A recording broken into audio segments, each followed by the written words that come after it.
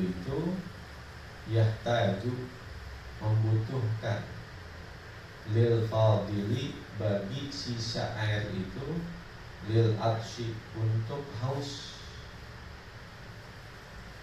bihaitsu, dengan sekira-kira, lau akmalal wudu'a, seandainya ia menyempurnakan akan wudunya, lastaghraqal ma'u, niscaya habislah air itu. Lastaghraqal ma'u, niscaya habis tuh air. Wa adrakahul aqsu, dan ia mengalami kehausan. Dalam keadaan seperti itu wajib berwudu yang wajib-wajib aja. Karena seandainya dia menyempurnakan wudu, pasti kehabisan air dan ujung-ujungnya dia kehausan.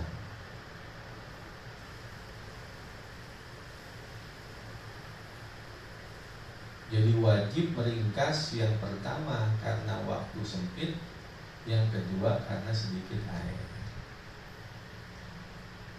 Wal yaktasir nadban alal wajibi, dan hendaklah ia meringkas secara sunnah atas yang wajib-wajib saja. Kalau tadi meringkas hukumnya wajib, kalau ini meringkas hukumnya sunnah. Li idraki jama'atin, untuk mengejar pelaksanaan sholat berjamaah. Lam yarju ghairaha, al mutawaddi'u lam yarju ghairaha. Lam yarju ghairaha, tiada orang yang berwudu itu mengharapkan akan selain jamaah itu. Kagak ada lagi udah orang yang sholat berjamaah. Lam yarju ghairaha, yang ia tiada mengharapkan akan selainnya. Emang itu doang yang sholat berjamaah, dia doang. Dia doang udah, yang lain gak ada. Maka ketika itu dia sunnah untuk mengerjakan yang wajib-wajib saja. Naam makila biwujubihi kadalki. Naam, ya, makila, sesuatu yang dikatakan, biwujubihi kadalki, dengan hukum wajibnya seperti menggosok. La yusannu tarkuhu li ajlil jama'ati, tiada disunahkan untuk meninggalkannya li ajlil jama'ati, untuk semata-mata pelaksanaan sholat berjamaah. Bal yusannu ityanuhu, bahkan disunahkan untuk mendatangkannya. Adalah kalau taklif tinggalin demi untuk mengerjakan, untuk mendapatkan pelaksanaan sholat berjamaah. Tapi kalau adalku tetap dikerjain, nggak apa-apa ketinggalan sholat berjamaah. Kenapa? Karena adalku, sebagian ulama yaitu Imam Malik mewajibkan adalku. Imam Malik mewajibkan adalku, sehingga walaupun seumpama untuk mengejar pelaksanaan sholat berjamaah tidak disunahkan meninggalkan adalku. Bal yusannu ityanuhu, bahkan disunahkan mendatangkan adalku itu, menggosok. Wa in adda ila fautil jama'ati, wa in adda, walaupun membawa, ila fautil jama'ati, kepada terluputnya pelaksanaan sholat berjamaah. Gara-gara dia adalku ketinggalan sholat berjamaah, kagak apa-apa. Karena sholat berjamaah itu hukumnya fardu kifayah. Sedangkan adalku ada yang mewajibkannya. Al-khuruju minal khilafi mustahab. Kenapa begitu? Kiasan, sebagai hukum kias. Ala nadbi ki ayati tartibil fawaiti, kiasan sebagai bentuk kias, dikias ini ala nabi atas kesunahan riayati menjaga tartibil fawaiti tertibnya sholat-sholat yang terluput. Wa in fatatil jama'atu walaupun terluput sholat berjamaah itu. Id qad qila karena terkadang biwujubi qad qila karena terkadang ada yang mengatakan biwujubi tartibiha dengan hukum wajib mentartib sholat yang terluput. Al-Imam Malik itu berpendapat bahwa mentartib sholat yang fa'idah hukumnya wajib. Seumpama dia ketinggalan atau dia nggak ngerjain sholat subuh, zuhur, asar, maka kata Imam Malik wajib tertib subuh dulu, baru zuhur, baru asar. Sedangkan mazhab kita mentertib sholat-sholat yang fa'idah itu adalah sunnah. Tapi kata Imam Malik wajib, maka dia dikiaskan seperti itu. Ala nabi di ayati tartibil fawaid, dengan mengkiaskan atas sunnahnya menjaga tartib sholat-sholat yang terluput. Wa in fatatil jama'atu sekalipun terluput sholat berjamaahnya itu. Id qad qila biwujubi tartibiha karena sungguh dikatakan dengan hukum wajib mentartib sholat yang terluput. Siapa itu? Imam Malik.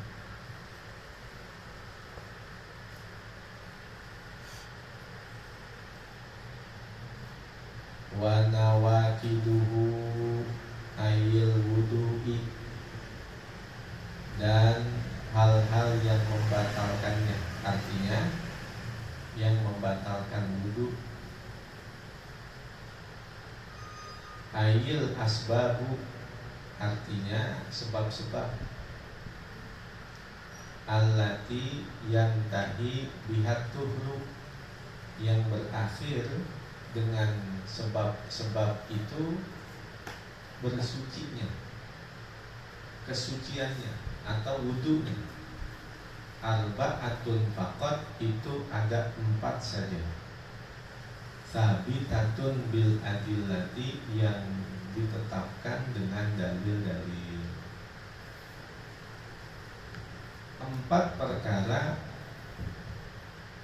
yang wudu itu berakhir, artinya wudu itu selesai dengan sebab-sebabnya. Ayil asbabul lati yang tahi bihatuhru arba'atun faqat sabitatun bil adillati, artinya sebab-sebab yang berakhir dengan sebab-sebab itu kesuciannya. Ada 4 macam saja yang telah menetapkannya dengan dalil-dalil. Ahaduha, yang pertama, khuruju syai'in, keluarnya sesuatu, ghairi maniyihil mujibi lil ghusli, selain mani dirinya yang mewajibkan bagi mandi. Kata-kata ghairi maniyihi, air mani dirinya sendiri, itu yang bikin batal, yang tidak membatalkan wudu. Selain khuruju syai'in, keluarnya sesuatu, ghairi maniyihi, selain air maninya, mani dia sendiri, al-mujibi lil ghusli, yang mewajibkan bagi mandi. Keluar apa aja batal. Tapi kalau keluar mani dia sendiri nggak batal wudu. Maksudnya ada mani orang lain, ada mani dirinya. Yang dikatakan mani orang lain, seumpama ka'an wuti'at al-mar'atu fi duburiha fagtasalat tsumma kharaja minha maniyur rajuli fala yajibu alaihi i'adatul ghusli. Contohnya ka'an uti'atil mar'atu, seumpama dijima seorang istri fi duburiha, di duburnya, fagtasalat, lalu istri itu mandi, tsumma kharaja minha maniyur rajuli, lalu keluar dari duburnya itu mani suaminya, fala yajibu 'alaiha i'adatul ghusli, maka tidak wajib atasnya untuk mengulang kembali mandinya. Jadi seumpama seorang istri disetubuhin, setelah selesai disetubuhin, ini perempuan mandi. Selesai mandi, itu mani dari duburnya atau dari kemaluan depannya, mani suaminya keluar. Maka dengan sebab itu tidak wajib atasnya mengulang kembali mandinya, tetapi batal wudhunya. Nah, sepakat tiga imam, yaitu al-imam Maliki, al-imam Hanafi, al-imam Hambali, khurujul maniyyi yubtilul wudu'a, keluar mani itu membatalkan wudhu indal a'immati thalathati, menurut pendapat tiga imam, Imam Hanafi, Imam Maliki, dan Imam Hambali. Hanya al-Imam Asy-Syafi'i yang mengatakan bahwa keluar mani itu tidak batal wudhu kalau mani dirinya sendiri, kecuali kalau mani orang lain tadi itu, seperti permasalahan tadi. Kalau dia mengeluarkan air mani orang lain, batal wudhu dan tidak wajib mandi. Tapi kalau dia keluar mani dirinya sendiri, itu tidak batal wudhu tapi wajib mandi. Sehingga yusannu an la yaghtasila min khurujil maniyyi qoblal bauli li alla yakhruja minhu maniyun ba'dal ghusli fayajibu thaniyan. Yusannu, disunahkan, an la yaghtasila, bahwa ia tidak tergesa-gesa untuk mandi, min khurujil maniyyi, dari sebab lantaran keluar mani, qoblal bauli, sebelum kencing,